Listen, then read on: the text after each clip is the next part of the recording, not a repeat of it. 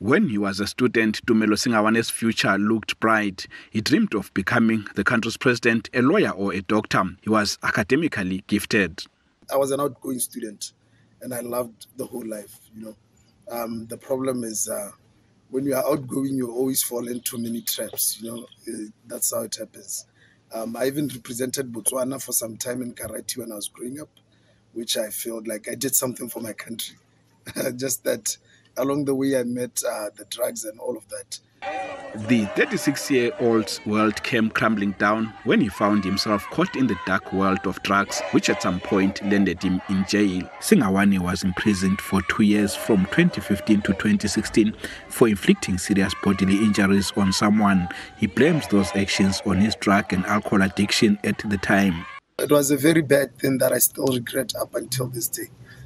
Sometimes we do things not knowing that it's going to affect your life that much, I'm looking at the fact that that person I could have avoided, but because of that ego and that that confidence from the cat, the alcohol, maybe I wouldn't have done anything.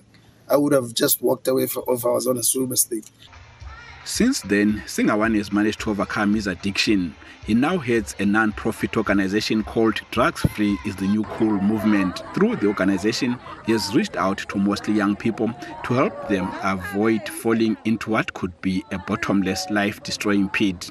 I had a problem of addiction from alcohol and other substances like cat and cocaine and also codeine. So I felt that I needed to speak out so that I save somebody from the pain that I went through.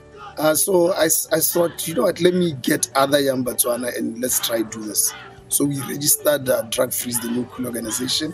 Botswana is a major transit route for goods into Southern Africa, which the country's defense minister Kagiso Musi says exposes it to drug trafficking. A substance abuse counselor at the Botswana Substance Abuse Support Network, BOSASNET, says while drug abuse is on the rise, many addicts do not seek help, fearing the social stigma that afflicts drug abusers. The inquiries show that there's a large number of people out there that are crying for help, for this help. We see a lot more people, a lot less numbers of people reaching here and being enrolled for the service.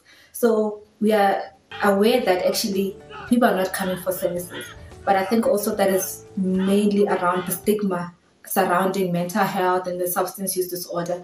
Kipaletri says the organization also provides programs that can help prevent substance abuse. We go to schools because we do realize that a lot of onset or introduction to drugs happens in schools because it's the place where a lot of children spend their time at, right, outside the home. So we go to schools, we have these talks with students, and we try engage them in group counseling.